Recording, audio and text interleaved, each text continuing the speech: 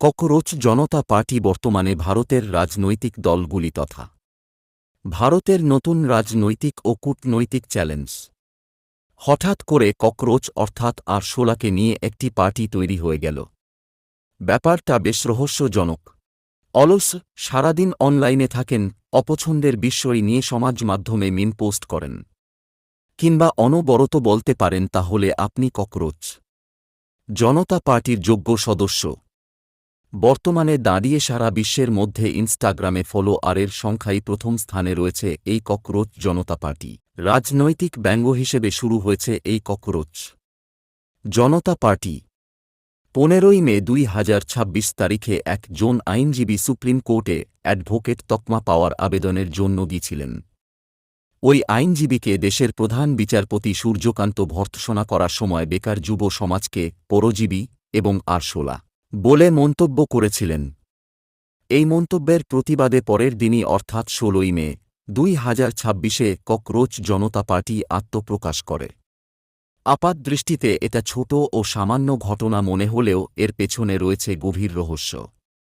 কারণ এই ককরোচ জনতা পার্টিতে বেশিরভাগই ফলোয়ার্স জেনজি এবং এর প্রতিষ্ঠাতা বর্তমানে রয়েছেন আমেরিকাতে। তাই অনেকেই মনে করছেন বাংলাদেশ বা নেপালের মতো ভারতেও কি তাহলে জেনজি আন্দোলনের ঢেউ আসতে চলেছে। ঠিক কি ঘটেছে আপনাদের সবটাই জানাবো এই ভিডিওতে। ভিডিওটি আপনারা প্রত্যেকেই প্রথম থেকে শেষ পর্যন্ত দেখবেন এবং নতুন হয়ে থাকলে চ্যানেলটিকে সাবস্ক্রাইব করে পাশের বেল আইকনটিকে প্রেস করে অল নোটিফিকেশনটিকে বাজিয়ে দেবেন। এবার চলুন মূল ভিডিওতে আসা যাক। ভিডিওটিতে 4টি মূল পয়েন্ট আলোচনা করব। প্রথম পয়েন্ট, ককরোচ জনতা পার্টির কেন এই আরশোলা নাম। দ্বিতীয় পয়েন্ট, ককরোচ জনতা পার্টির তাৎক্ষণিক সোশ্যাল মিডিয়াতে বিপুল জনপ্রিয়তা। তৃতীয় পয়েন্ট, ককরোচ জনতা পার্টির দাবি ও এজেন্ডা।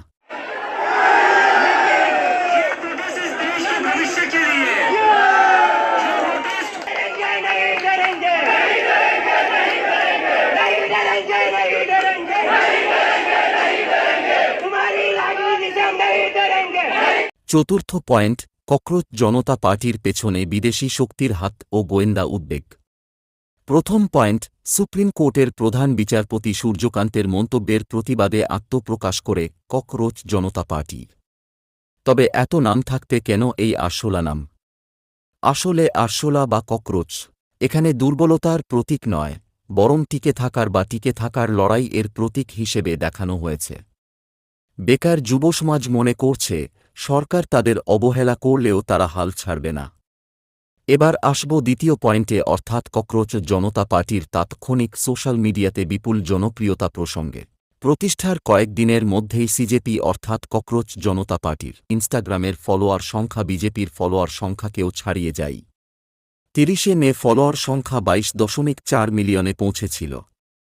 এরই মধ্যে নিট পরীক্ষার প্রশ্ন ফাঁস কাণ্ডে উত্তাল হয়ে পড়ে গোটা দেশ। প্রচণ্ড ক্ষুব্ধ পরীক্ষার্থীরা। এই ক্ষোভকে কাজে লাগাতে ককরোচ জনতা পার্টির প্রতিষ্ঠাতা অভিজিৎ দীপকে নিট প্রশ্ন ফাঁস কাণ্ডে কেন্দ্রীয় শিক্ষামন্ত্রী ধর্মেন্দ্র প্রধানের তীব্র সমালোচনা করে।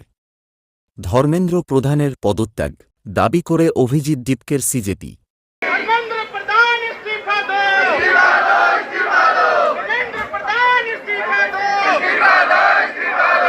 मैं धर्मेंद्र प्रधान जी जो एजुकेशन मिनिस्टर है उनसे पूछना चाहता हूँ,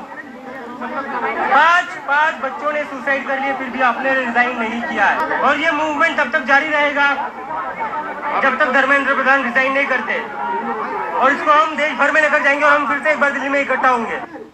প্রায় 6 লক্ষ আরশোলা শিক্ষামন্ত্রী ধর্মেন্দ্র প্রধানের পদত্যাগ চেয়ে পিটিশন সই করেছিলেন। এতে ককরোচ জনতা পার্টির জনপ্রিয়তা আরও বেড়ে যায়। পাল্টা হিসেবে ককরোচ জনতা পার্টির আইকনিক ওয়েবসাইট ভারতে নিষিদ্ধ করে কেন্দ্রীয় সরকার।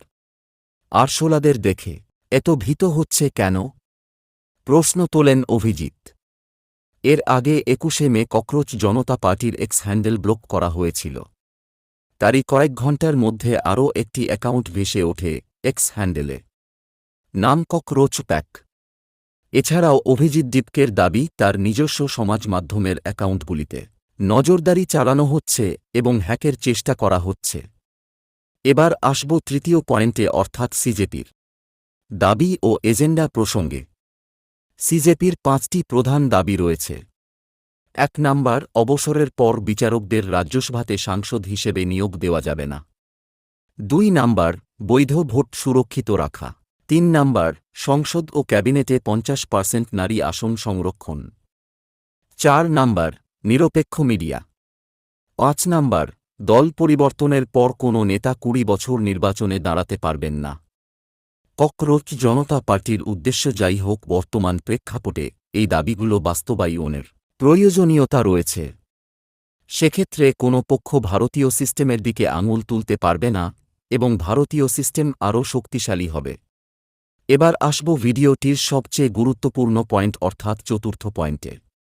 অনেক ভারতীয় রাজনীতিবিদ মনে করছেন ককরোচ জনতা পার্টির পেছনে বিদেশি শক্তির হাত রয়েছে এবং এই ব্যাপারে গোয়েন্দা উদ্বেগ প্রকাশ পেয়েছে।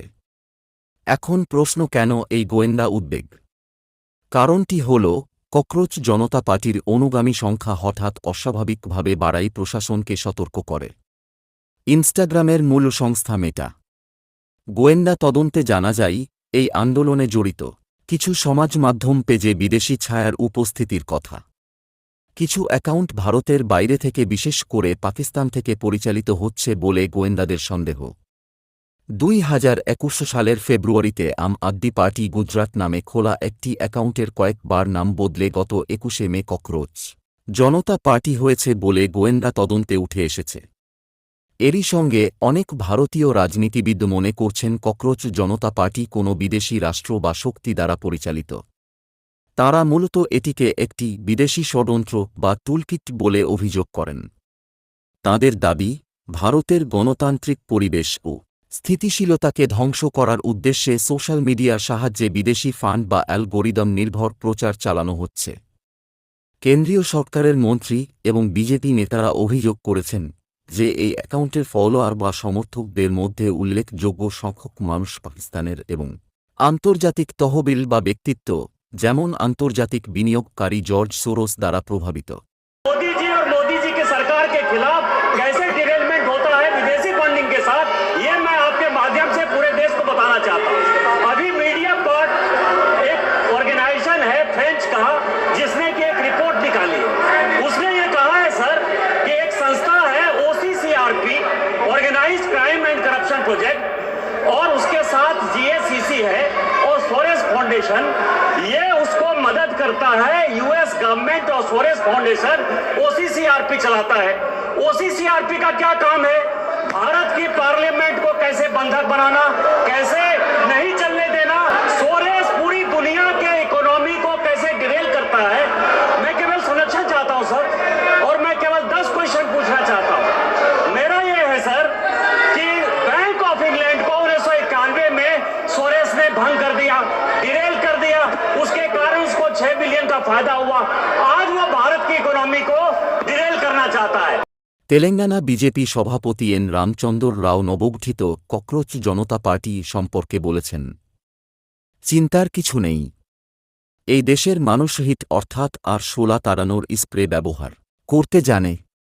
তিনি জোর দিয়ে বলেন যে জেন জি প্রজন্ম ভারতীয় মূল্যবোধ, ঐতিহ্য এবং ইতিহাসে প্রথিত রয়েছে এবং জর্জ সোরোসের অর্থায়নে পরিচালিতদের ফাঁদে পা দেবে না। এখন প্রশ্ন, কে এই জর্জ সোরোস? জর্জ সোরোস একজন হাঙ্গেরিয়ান এবং আমেরিকান বিনিয়োগকারী।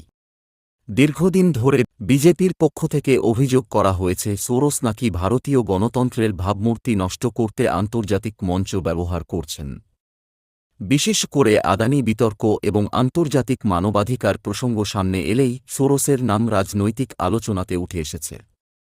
এটা ঠিক যে মার্কিন ধনকুবের জর্জ সোরোস ও তাঁর ওপেন সোসাইটি ফাউন্ডেশনের বিরুদ্ধে তরুণ ও শিক্ষার্থীদের নেতৃত্বে সংগঠিত বিভিন্ন বিক্ষোভে অর্থায়ন উস্কানি দেওয়ার অভিযোগ সারা বিশ্বেই রয়েছে।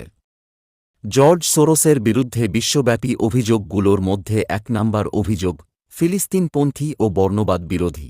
ছাত্র আন্দোলনে সোরোস ও তাঁর সংস্থা অর্থ ও অনুদান দিয়ে শিক্ষার্থীদের ভাড়াকৃত বিক্ষোভকারী হিসেবে রাস্তায় নামিয়েছেন।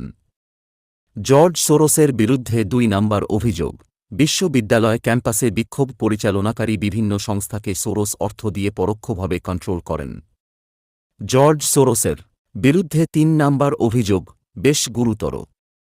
বিভিন্ন সময়ে দক্ষিণপন্থী নেতাদের পক্ষ থেকে দাবি করা হয়েছে যে সোরস কেবল আন্দোলনই উস্কে দিচ্ছেন না, বরং বিক্ষোভকারীদের যাতায়াতের জন্য বাস ভাড়া দেওয়া এবং ভাঙচুরের উদ্দেশ্যে ইট মজুত করার মতো কাজেও অর্থ ব্যয় করছেন। জর্জ সোরসের বিরুদ্ধে ৪ নম্বর অভিযোগ আরও গুরুতর। এশিয়া ইউরোপের বিভিন্ন সরকার বিরোধী বিক্ষোভ উস্কে দেওয়ার পেছনে সোরসের হাত রয়েছে বলে অভিযোগ রয়েছে। জর্জ সোরসের বিরুদ্ধে ৫ নম্বর অভিযোগ, আন্দোলন সহিংস করার জন্য তিনি হুলিগান ও বিক্ষোভকারী ভাড়া করেন এবং বাস ভাড়া করে বিক্ষোভ সৃষ্টি করেন। অনেক সময় ডানপন্থী প্রচার মাধ্যমে দাবি করা হয় যে রাজনৈতিক উদ্দেশ্য প্রণোদিতভাবে সোরস তার বিপুল সম্পদ ব্যবহার করে তরুণদের আদর্শগতভাবে ব্রেন ওয়াশ করেন এবং নিজের পছন্দের পুতুল সরকার বসানোর জন্য এই ধরনের আন্দোলন উস্কে দেন। জর্জ সোরসের বিরুদ্ধে বিশ্বব্যাপী এই সমস্ত অভিযোগের পাশাপাশি সোরসের মোদি বিরোধিতার দীর্ঘ ইতিহাস রয়েছে। ২০২০ সালে দাভোসে ওয়ার্ল্ড ইকোনমিক ফোরামের মঞ্চে জর্জ সোরস মোদি বিরোধী বক্তব্য রাখেন। তিনি দাবি করেন নরেন্দ্র মোদি একটি হিন্দু জাতীয়তাবাদী রাষ্ট্র তৈরি করছেন। এছাড়াও কাশ্মীর ইস্যুতে তিনি ভারত বিরোধী মন্তব্য করেন। Nationalism, far from being reversed, made further headway. The biggest and most frightening setback occurred in India, where the democratically elected Narendra Modi created a Hindu nationalist state, imposing punitive measures on Kashmir, a semi-autonomous Muslim region, and threatening to deprive millions of Muslims of their citizenship. ২০২৩ সালের ফেব্রুয়ারিতে Munich security কনফারেন্সের আগে Soros আবারও নরেন্দ্র মোদিকে সরাসরি নিশানা করেন। Soros বলেন, গৌতম আদানির ব্যবসায়িক সাম্রাজ্যের উত্থান এবং শেয়ার কেলেঙ্কারির অভিযোগ নিয়ে মোদি সরকারকে ভারতীয় সংসদে এবং ফরেন ইনভেস্টরদের জবাবদিহি করতে হবে। সোরসের এই মন্তব্যকে কেন্দ্র করে ভারতের রাজনৈতিক মহলে ব্যাপক শোরগোল পড়েছিল। ক্ষমতাসীন ভারতীয় জনতা পার্টি তাঁর বক্তব্যকে ভারতের গণতান্ত্রিক প্রক্রিয়ার ওপর বিদেশি হস্তক্ষেপ এবং ভারতের উপর আক্রমণ বলে তীব্র নিন্দা করে। অন্যদিকে ভারতের বিরোধী দলগুলো জানিয়েছে যে ভারতের রাজনৈতিক ভবিষ্যৎ বা নির্বাচনের ফলাফল এদেশের জনগণই নির্ধারণ করবে, কোনো বিদেশি ধনকুবের নয়। জর্জ সোরসের এই সমস্ত ব্যাকগ্রাউন্ড বিবেচনা করেই হয়তো বিজেপি নেতারা সিজেপিকে পরিচালনার ব্যাপারে জর্জ সোরসকে সন্দেহ করছে। তবে জর্জ সোরসের বিরুদ্ধে বিশ্বব্যাপী অভিযোগ থাকলেও কোনো কংক্রিট প্রমাণ নেই। হয়তো তিনি প্রমাণ রাখেন না বা অন্য কিছু।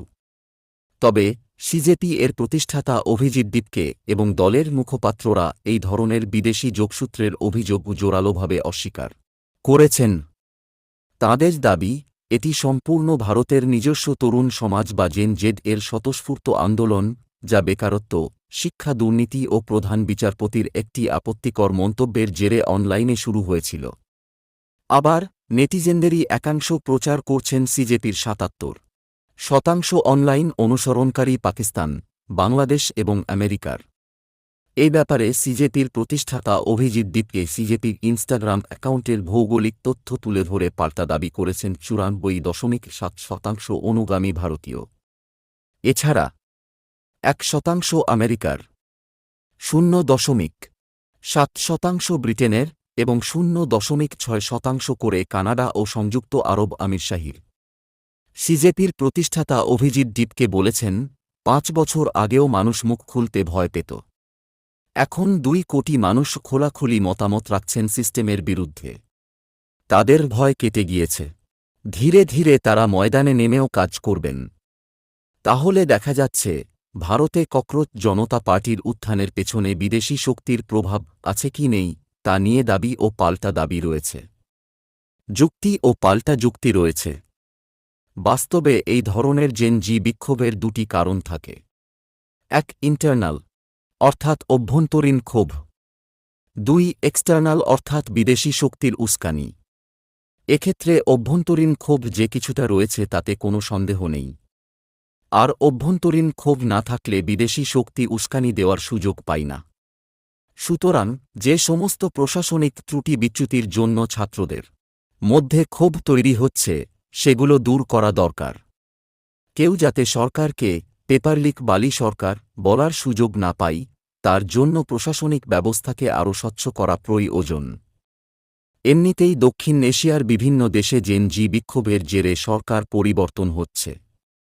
বাংলাদেশে কোটা সংস্কার ইস্যুতে শুরু হওয়া ছাত্র আন্দোলনে হাসিনা সরকারের পতন হয়েছে। নেপালে জেন জি আন্দোলনে জেন জি সরকার ক্ষমতায় এসেছে। প্রধানমন্ত্রী হয়েছেন ৩৬ বছরের বালেন্দ্র শাহ। এইসব দেশের প্রভাব যাতে ভারতে না পড়ে সে ব্যাপারেও সতর্কতার প্রয়োজন। যদিও ভারতের মতো বিশাল দেশে এই সম্ভাবনা নেই, তবুও সতর্কতার প্রয়োজন। কারণ ভারতে ককরোচ জনতা পার্টি আত্মপ্রকাশ করার পরেই সিজেপিতে যেভাবে জেন জিদের ভিড় দেখা যাচ্ছে, তাতে স্পষ্ট সিস্টেম নিয়ে, বেকারত্ব নিয়ে জেন জিদের হতাশা। আর জেন জিদের হতাশা দেশের সার্বিক বিকাশের ক্ষেত্রে প্রতিবন্ধকতা তৈরি করে। তাই সরকারের অবশ্যই কর্তব্য পরীক্ষা ব্যবস্থাকে ঢেলে সাজিয়ে ছাত্রছাত্রীদের হতাশা দূর করা। আর বিচারপতিদের কর্তব্য সংযতভাবে কথা বলা। ভারতে ককরোচ জনতা পার্টির উত্থান নিয়ে আপনার কি মতামত? আপনি কি মনে করেন এর পেছনে বিদেশি শক্তির হাত রয়েছে? আপনার মতামত আমাদের কমেন্ট বক্সে লিখে জানাবেন। আজকের এই ভিডিওটি ভালো লাগলে একটি লাইক করবেন, চ্যানেলটি সাবস্ক্রাইব করে রাখবেন। তাহলে দেখা হচ্ছে পরবর্তী নতুন একটি এপিসোডে। ধন্যবাদ।